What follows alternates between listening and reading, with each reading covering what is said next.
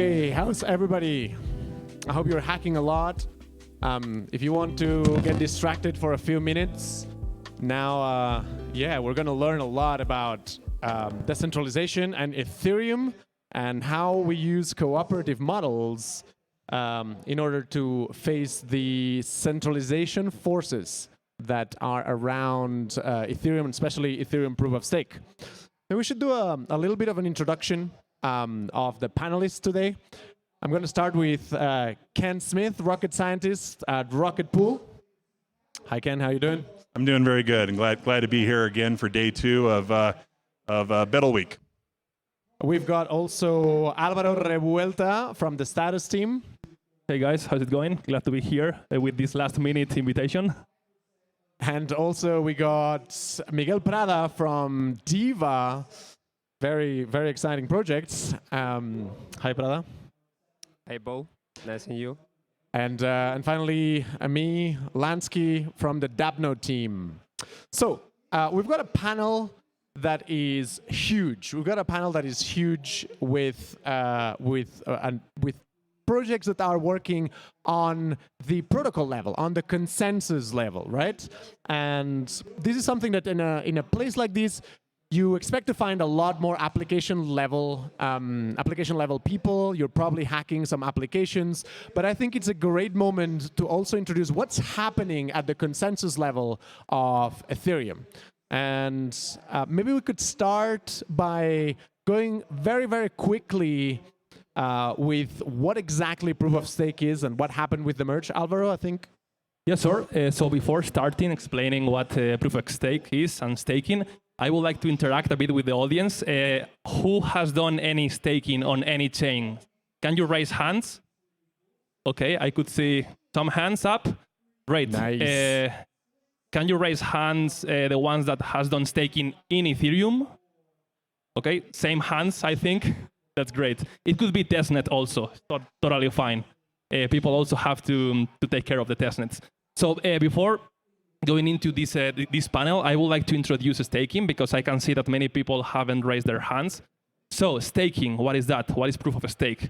As some of you may know, last year, September of 2022, Ethereum protocol had a significant change where the consensus model switched from proof of work, so mining, to proof of stake.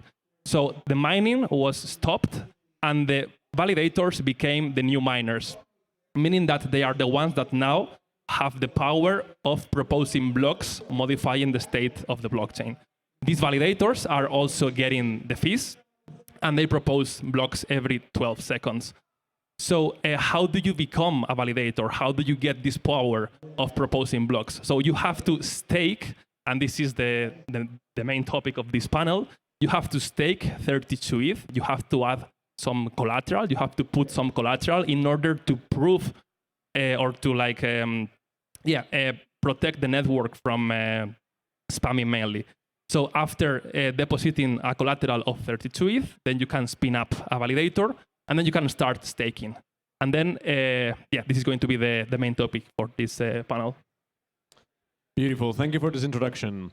So as we can see, proof of stake has sort of like the potential for tremendous decentralization, right? Because all of a sudden, you don't need to invest thousands and thousands of dollars on huge hardware requirements, the power consumption, but in reality, what happens is that there are, in the way the protocol is designed right now, there are quite economies of scale on having big operations. There's economies of scale in running the infrastructure.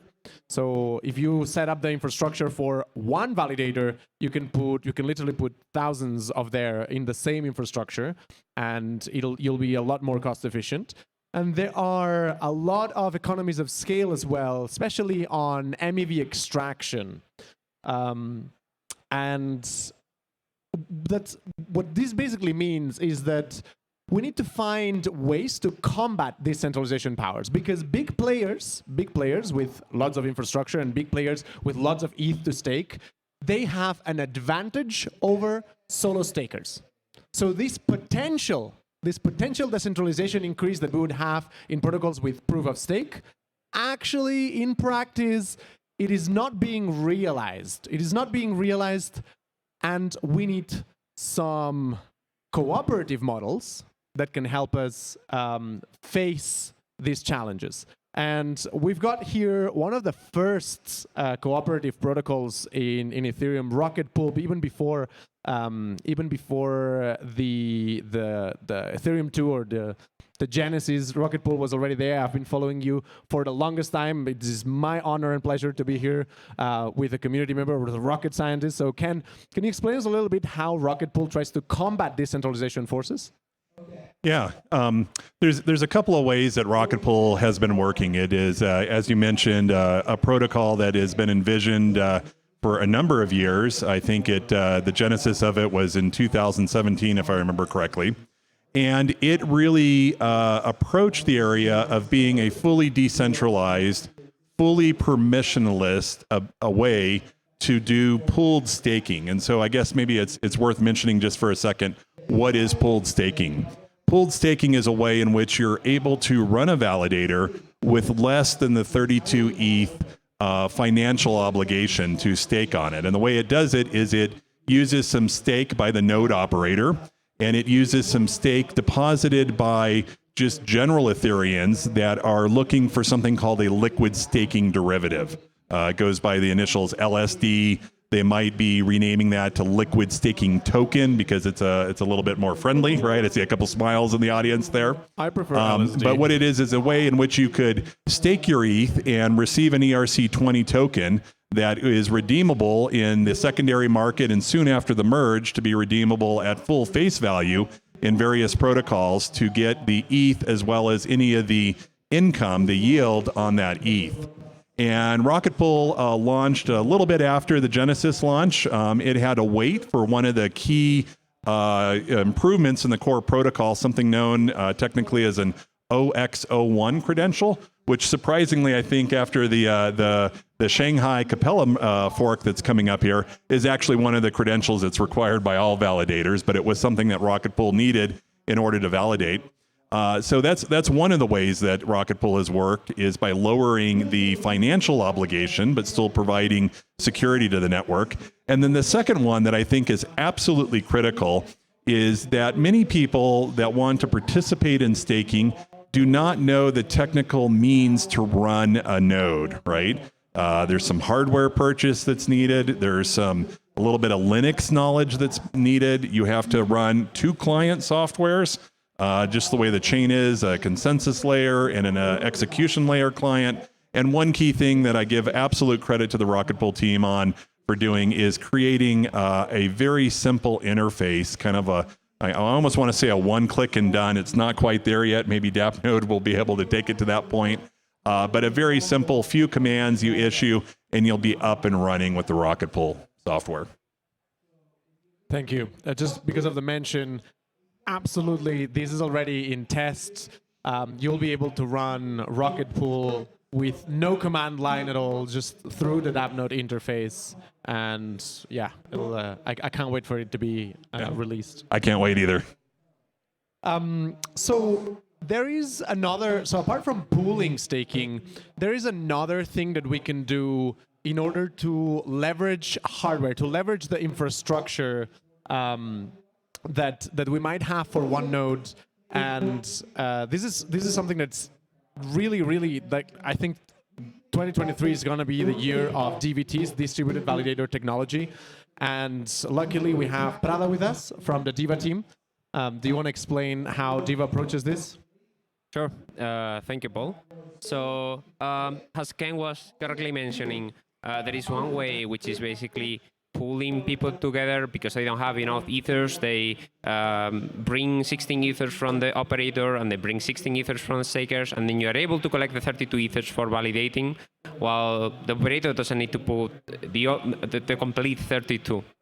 So that already helps a lot because you can lower the barrier of entry from 32 to 16, but still a big leap. So we need to do better than that. And DVT is a really powerful technology that can help us to bring operation to any kind of person that will have just a normal computer at home, they don't have high technical skill, but they want to run a validator and they want to participate in the network and help decentralize Ethereum. So what it does is that instead of having a key in a single node, you can break it into pieces, and then each participant on this DVT pool will be able to participate as a cooperative, help the validator test and produce blocks.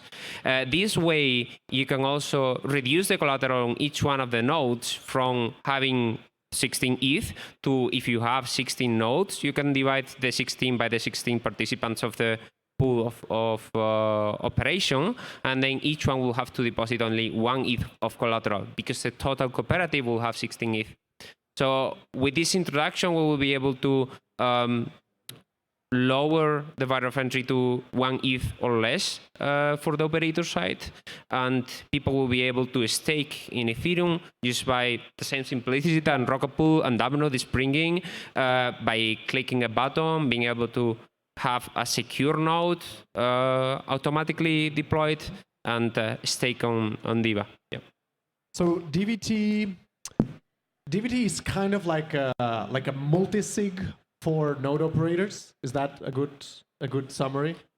Yeah, so generally multi-sigs are something that in Ethereum are shown as something that is on-chain, a smart contract, where a smart contract checks many addresses that are sending signatures. But on this side, DVT, the main difference with the multi-sig is that it's a multi-sig on the cryptography side. So using cryptography, you can break the key of validation into pieces, but the way it works is very, very similar to a multi-sig.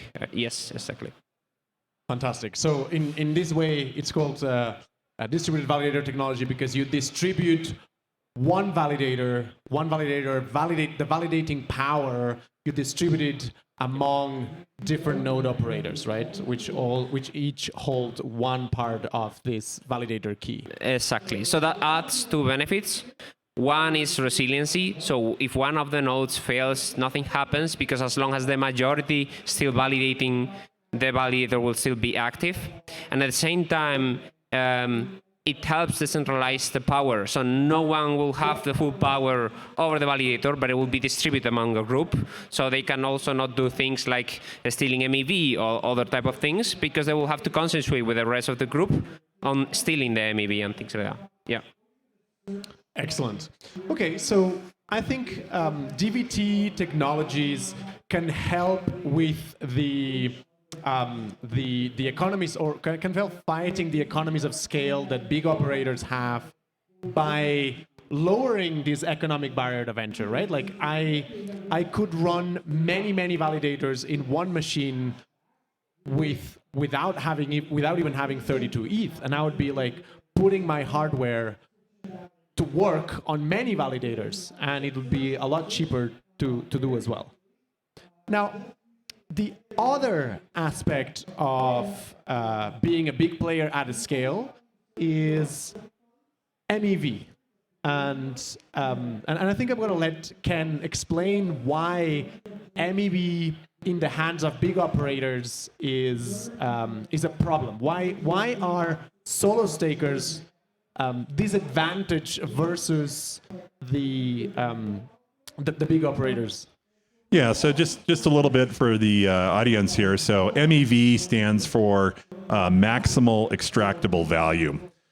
When you interact and when you transact with Ethereum, you provide a tip, an inclusion fee to the block proposer to try to get your transaction into the next block. Sometimes that's very critical, and it's usually very critical when there is a large arbitrage opportunity, right? When you see an imbalance in the market and you can make money by balancing that market, okay?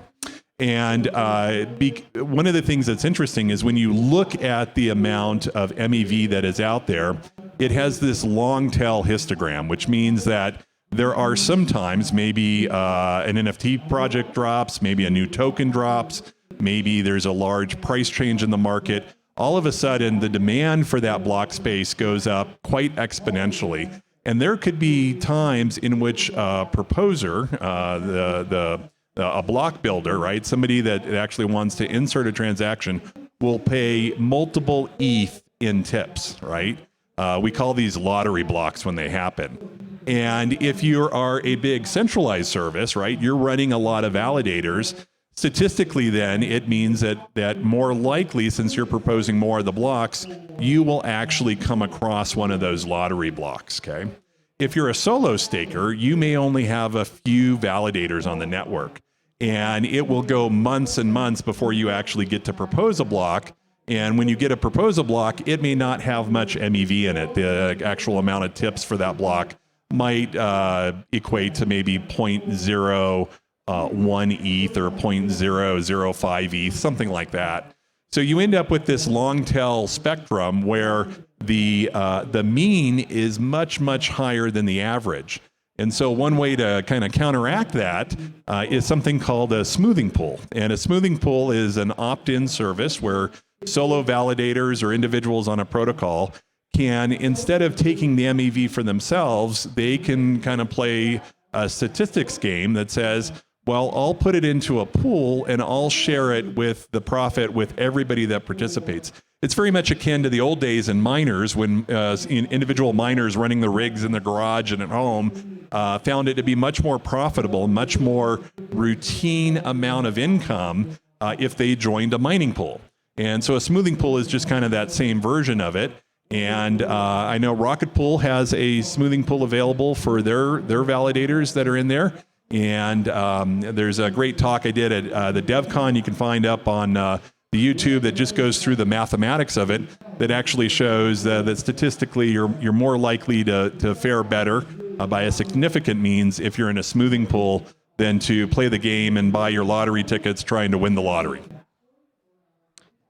Nice, fantastic, great explanation. Actually, at Dappnode, we got inspired by your talk, and we're building a smoothing pool for solo stakers. Because as you very well mentioned, solo stakers will propose a block will propose a little bit less than 6 blocks a year, more or less. And it is very, very unlikely that one of these blocks will be one of these lottery blocks, right? So if you pool with other validators, it is very likely that within a smoothing pool, you'll have somebody that gets this lottery, and we are all better off for it. So, but how does a smoothing pool work when we're dealing with solo operators? How can we ensure that the incentives are aligned and that we create this cooperative model that leaves everybody better off and also furthers the decentralization of Ethereum? Alvaro. Mm-hmm. So before going into the smoothing pool, I would like to make a clarification regarding the rewards. So if you are a staker on an Ethereum, there are 2 different ways of income. You have the consensus reward. You have the consensus rewards, which are kind of stable. This, I'm not sure the number now, but it's a bit less than 4% a year. The consensus rewards, I won't go into detail, but they are split into different groups. But what you need to understand here is that they are stable. So you will get a 4% regardless of if you run 1 validator or if you run 10,000 validators on average. But on the other hand, we have the execution rewards. So the execution rewards could be MEV rewards, as they were saying before, or they could be the tips if you are not running softwares like MEV Boost. So the thing here is that if you are lucky, you can have this lottery block, right? And then you can get a huge reward for if you propose this block. But as Paul was saying before, validators are expected to propose a year 6 blocks or less. And the more validators that you have in the network, this number goes down, right? So the thing here is that this smoothing pool can help especially solo stakers, meaning people running only 1 validator, to get average on the reward. So instead of having this high variance where you can get maybe 30% APR a year or maybe 4% APR a year, I think it's better to be safe and join this smoothing pool so that everyone can get the same APR regardless on the number of validators that we do, that you run. So in Dappnode, they are going to release hopefully soon, and I am helping a bit in this effort to develop helping a lot. Thank you for that. We are trying to build a smoothing pool quite similar to the one that already exists in Rocket Pool, where you can opt in if you want, if you're a solo staker, and you can join these smoothing pools. So you will be getting rewards regardless of if you propose a block or not. And you will be getting the average of the blocks that are proposed into this block and into this pool. Hopefully, helping reducing the economies of scales that happens with this, where solo stakers are clearly on a disadvantage. And how do we achieve that? How do we coordinate with all of the players? Yes, so this is quite tricky because in Ethereum you can have smart contracts, right? But the information that you can access in these smart contracts, I mean, you can't access the information of the validators in these smart contracts, right? In the execution layer, you don't have access to the balance of a given validator, for example. So first of all, the way that we are organizing this smoothing pool is that we ask you to post some collateral to add some kind of bond. So if you cheat, we will take this bond from you. This is the first way. Once you have added this bond to the pool, then we kind of trust you and we let you participate in this smoothing pool. And then the only thing that you have to do as a solo staker, and this will be the Dappnode user interface will help you in order to achieve this in a simple way. You have to select the fee recipient of our smoothing pool. So all the rewards will go to this smart contract, aka smoothing pool, and then we will run an oracle that every week, most likely, will compute the rewards that each validator can claim. Since we want to do this in a decentralized way, in a decentralized manner, we will update the Merkle root of this rewards tree every week. So doing it like this, it's fully permissionless. We will start safe with a single oracle runner, but over the term, I mean, of course, this software is going to be open source, so anyone can check how the rewards are calculated. But of course, over the time, we will let anyone update this Merkle root in the smart contract and have some kind of consensus, like actually Rocket Pool is doing. So we got. This is amazing because it helps solo stakers be at the same level as the huge players, right? So it really counters these centralization forces, these economies of scale. But you said it's very simple. You just need to put the fee recipient of the smoothing pool when you are a solo operator. Now, how does this fit with DVT? How does it happen when you use DVT technology? Yeah, so with DVT and in general liquid staking, it's a bit more complicated because stakers, the people that deposit ethers to get rewards and to get the yield, they don't want only the execution client rewards. They want all the rewards, including the beacon chain rewards. So then we have to do the smoothing pool, but include both rewards. We have to do the smoothing on the execution client rewards, but we have to also include the beacon chain rewards and do it evenly, fair, and punish the operators that are not actively aligned with the protocol. So that becomes a really challenging task that we're trying to solve at Diva. And it needs to be done because the only way to fight the centralizing forces of economy of scale is using cooperative models like the ones on Rocket Pool, and Dappnode, or Diva to create a system in which people can opt in to participate and compete at the same level than the bigger centralized parties. So yeah, we are creating the same type of technology, but trying to include all the rewards so people can just forget. If you're a staker, you can just deposit and forget and receive all the rewards from the beacon chain and the execution chain.